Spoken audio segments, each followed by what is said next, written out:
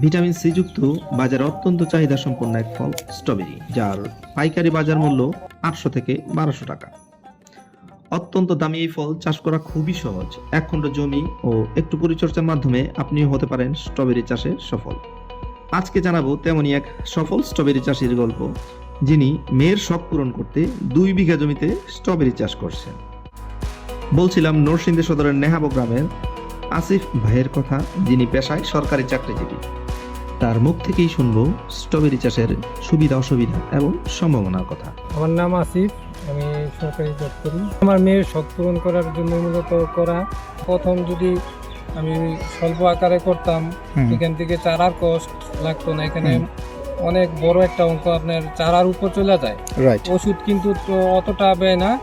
তো আপনি পুরো আয়ুকালে যে ওষুধ ব্যবহার করবেন, চারা এই প্রথমে আপনার এই পরিমাণ খরচ। আচ্ছা, তো চারাটাই হচ্ছে বড় একটা অ্যামাউন্ট। তো সেক্ষেত্রে যারা নতুন আছে তারা যদি করে, নিজে যত্ন দেয়, কর্মচারী লাগলো না, নিজে পরিশ্রমী, এগুলো এটা লাভবান হওয়ার সম্ভাবনা আছে। 1 কেজি ফলের দাম যদি 700-800 টাকা হয়, তাহলে অনেক না? ডেফিনেটলি ফলনও মোটামুটি মাশাআল্লাহ ভালোই হয়। কমপক্ষে আধা কেজি একটা গাছে হয়। আচ্ছা আচ্ছা, ফাইন। বাচ্চাদের হাড় গঠন, হৃদরোগ, ডায়াবেটিক এবং গর্ভবতী মায়েদের জন্য অত্যন্ত উপকারী স্ট্রবেরি।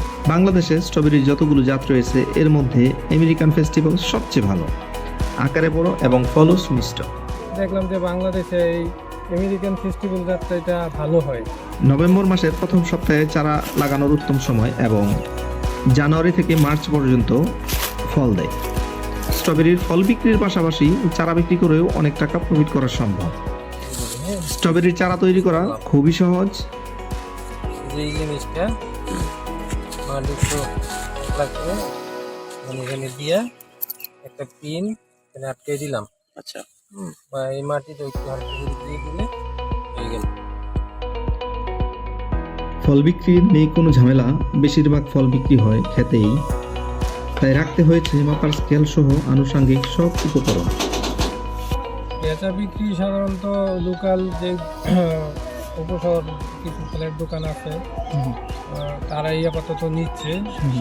আর প্রতিদিন খামারে আইসা বেশ কিছু বিক্রি হয়, অনেক লোক আছে। আচ্ছা, বেচা বিক্রি নিয়ে কোনো হ্যাসেল আছে? কোনো হ্যাসেল পোহাতে হয় যে আমার আপাতত কোনো নাই, কোনো সমস্যা হয় না। এটা আরো অনেককে দিতে পারতাছি না, এমন হয়। আচ্ছা আচ্ছা, মানে ডিমান্ড আছে প্রচুর, বাট যোগান নাই। এই পর্যন্ত কি পরিমাণ স্ট্রবেরি আপনি তুলছেন? বেচা বিক্রি কেমন হয়েছে? যদিও এটা শখের, যদি আমরা বারবার ঘুরে ফিরে আমরা বিজনেসে চলে যাচ্ছি, কিন্তু আপনার বারবারই বলতেছেন শখের। বাট আমরা জাস্ট কৌতূহল থেকে জানতে চাচ্ছি যে কি পরিমাণ স্ট্রবেরি আপনার বিক্রি হচ্ছে ডেইলি, কি পরিমাণ স্ট্রবেরি আপনি তুলতে পারেন? জানুয়ারির প্রথম সপ্তাহে আমি 1-2 কেজি তুলছি। আচ্ছা, এখন মোটামুটি মাশাআল্লাহ 8-10 কেজি 12 কেজি এরকম তোলা যায় ডেইলি সামনে। হ্যাঁ, ডেইলি। মার্চে আরো মনে হয় এখনো ফুল প্রচুর ধরা আছে, মার্চে সম্ভবত প্রোডাকশন বাড়তে পারে। আচ্ছা, এটার মানে আয়ুকাল তো জানুয়ারি থেকে মার্চ পর্যন্ত 3 মাস। ফল দেওয়ার আয়ুকাল হচ্ছে জানুয়ারি থেকে মার্চ পর্যন্ত। আর চাইলে তো সারা বছর এটার চারা উৎপাদন করা যায় নাকি? চারা উৎপাদন সারা বছরই হয়। এই কর্মযজ্ঞ দেখতে প্রতিদিন শত শত মানুষের ভিড়। বাবু, তোমার নাম কি? হ্যাঁ, কোন ক্লাসে পড়ো? ক্লাস 4। কোথা থেকে আসছো? শেখেরচর থেকে। আচ্ছা, কার সাথে আসছো? স্ট্রবেরি ক্ষেত দেখতে? আচ্ছা, স্ট্রবেরি খাইতে কেমন? ভালো। পুরোটা ঘুরে দেখছো? স্ট্রবেরিতে তেমন কোনো রোগের আক্রমণ হয় না, তবে পানি এবং অতিরিক্ত কুয়াশাই ক্ষতি করে বলে জানান তিনি।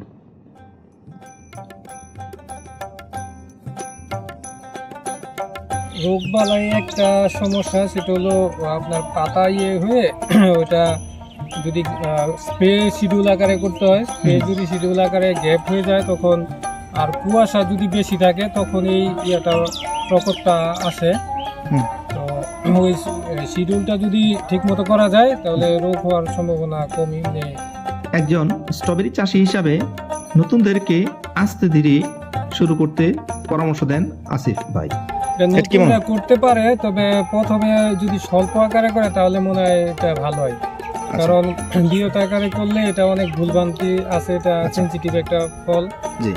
তো প্রথমে করলে যদি স্বল্প আকারে করে এখান থেকে বেনিফিট হলো, এখান থেকে সে পরবর্তীতে চারা যত খুশি উৎপাদন করতে পারবে। হ্যাঁ, এই খরচটা লাগলো না। আচ্ছা।